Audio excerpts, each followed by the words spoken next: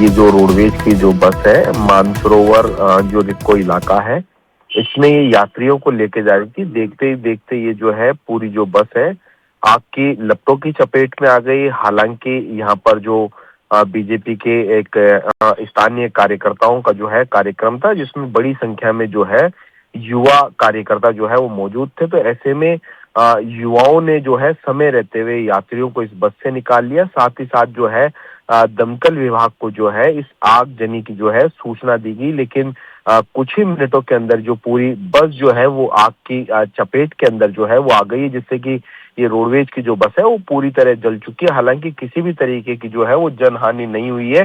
लोगों को समय रहते हुए इस जो बस से जो है वो निकाल लिया गया है, जिस सूचना के बाद में दमकल विभाग की जो टीम पहुंची और इस पूरी आग के ऊपर काबू पाया गया। लेकिन जब तक पूरी जो बस है वो जलकर कहा जा सकता है कि जो है वो खाक हो गई, जिसके बाद में जो अब पुलिस प्रशासन जो है इस न्यू सांगानेर रोड सड़क से इस बस को हटाकर जो यातायात जो है वो सुचारू करवाया जा रहा है।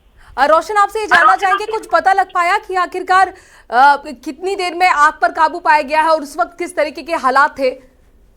देखिए, जो ये रोडवेज जो बस थी इसके अंदर डीजल से जो है वो टैंक भरा हुआ था। जिस तरीके की बताया जाता है कि जो सीट्स वगैरह जो है वो रेक्सिन वगैरह की होती है। तो ऐसे में कुछ ही मिनटों के अंदर इस पूरी जो बस को जो है वो आग की लपटों ने अपनी जद के अंदर ले लिया। लेकिन जिस तरीके से जो ड्राइवर का और जो खलासी और इसके अंदर जो यात्री मौजूद थे, उन्हें स्थानीय जो प्रत्यक्षदर्शी लोग थे उन्होंने इस बस से जो है वो निकाल लिया गया। लोगों की सूझबूझ से कहा जा सकता है कि बड़ा हादसा टला है, जिसके बाद में दमकल विभाग को इस मामले में जो सूचना दी गई, कुछ ही मिनटों के बाद में दमकल विभाग की जो है वो गाड़ी यहाँ पर पहुंची। लेकिन जब तक जो है बस पूरी तरीके से जल चुकी थी। हालांकि इसमें किसी भी तरीके की जो है वो कैजुअलिटी जो है वो नहीं हुई है।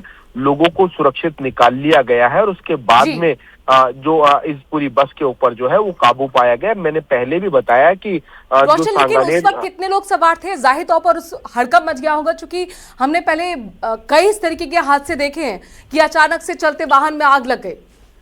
जी देखिए, इस बस के अंदर बताया जा रहा है कि 30 से ज्यादा जो पैसेंजर जो थे वो सवार थे। यहाँ पर पास ही में जो है सांगानेर जो विधानसभा जो क्षेत्र है इसका मंडल का जो है वो कार्यक्रम था। तो इसमें तमाम कहा जा सकता है कि जो यहाँ पर जो लोग यहाँ पर मौजूद थे, तो उन लोगों की जो है वो सूझबूझ से यात्रियों को जो है वो सुरक्षित निकाल लिया गया। देखिए, उस वक्त इस तरीके का मंजर हुआ कि लोगों को खिड़कियों से और उनका जो बैग जो रखा हुआ था वो यहाँ पर जो है वो निकाल लिया गया। जैसे ही आग लगी तो हड़कंप मच गया।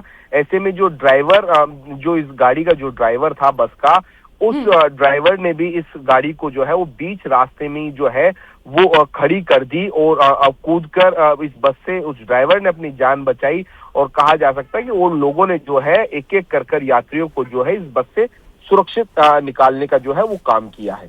रोशन, हालांकि अब तक वजह नहीं लग पाई है कि कारण क्या रहे, कैसे ये आग लगी, लेकिन लोग क्या बताते हैं, क्या कारण रहा होगा? अब तक क्या सामने आया है, क्या आशंका है? देखिए, आग की जो कारण है उसका पता नहीं चल पाया है, लेकिन जैसे ही इस मामले के अंदर जो है दमकल विभाग और कहा जा सकता है कि ड्राइवर और जो कंडक्टर है उससे भी जो है वो पूछताछ की जा रही है कि क्या इस बस के अंदर कोई ज्वलनशील पदार्थ मौजूद था या फिर आग लगने का और कोई कारण रहा है। तो कुल मिलाकर कहा जा सकता है कि इन्वेस्टिगेशन के बाद में ही इस आग लगने के कारणों की जो है वो स्थिति स्पष्ट हो पाएगी।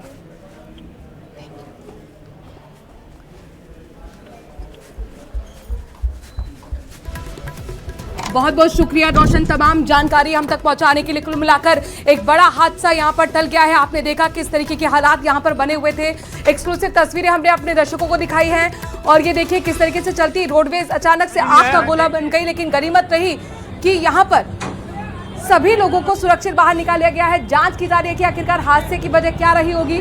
फिर भी कोई फर्क ही नहीं आया।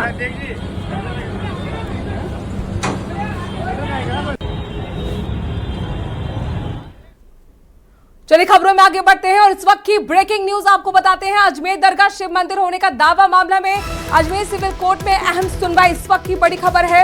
ये देखिए, दावा पहले ही किया गया है अजमेर में दरगाह में कि शिव का मंदिर है और इसी को लेकर ये कोर्ट में सुनवाई की गई है। आपको बता दें कि सुनवाई हुई है। विष्णु गुप्ता के अधिवक्ता संदीप कुमार और विजय शर्मा ने अपना पक्ष रखा। दरगाह में मौजूद हिंदू स्मारक और चिन्ह से छेड़छाड़ को लेकर एप्लीकेशन लगाई गई थी। दरगाह परिसर में 25 स्थान पर हिंदू प्रतीक चिन्ह का रिकॉर्ड है। 18 अप्रैल 2026 को मामले में सुनवाई की तारीख रखी गई है। दरगाह की वर्तमान स्थिति का वीडियो बनाया जाए जिसके साथ छेड़छाड़ ना हो, ये भी एक डायरेक्शन दिए गए हैं। दरगाह हिंदू चिन्ह त्रिशूल, कमल सहित अन्य हिंदू स्थापत्य चिन्ह हटाए जाने की जानकारी दी गई है।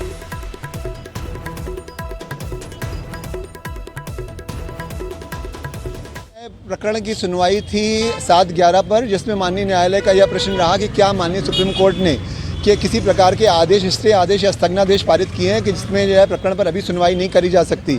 तो माननीय न्यायालय के संज्ञान में लाया गया कि इस तरह की कोई अभी माननीय सुप्रीम कोर्ट के आदेश नहीं पारित हुए हैं, और जिस व्यक्ति ने वहाँ पर प्रार्थना पत्र पेश किया था, याचिका लगाई थी सुप्रीम कोर्ट में, उसको भी माननीय न्यायालय ने यह कह के खारिज कर दिया था कि आप न तो नीचे या पार्टी हैं और न ही जो है सुप्रीम कोर्ट में अभी पार्टी बने हैं। अश्विनी उपाध्याय जी की याचिका में उन्होंने इंटरवीनर एप्लीकेशन लगाई थी, और यहाँ पर जो सुनवाई हुई, हमने प्रार्थना पत्र पेश किया है कि दरगाह के में करीब 25 जगह पर हमको अलग अलग जगहों पे शिव का प्रतीक जो त्रिशूल है वो दिखाई दे रहा है, और 4 जगहों पर जो है वो त्रिशूल टूटा हुआ दिखाई दे रहा है, जो ग्राइंडर मशीन से ब्लेड से काटा हुआ दिख रहा है, और वहाँ पर फारसी की एक बेमेल की तांबे की परत लगा दी गई है, जिससे निस्संदेह हमें ये संशय होता है कि ये एक प्राचीन हिंदू स्मारक था जिसको तोड़फोड़ करके साक्ष्य मिटाए जा रहे हैं।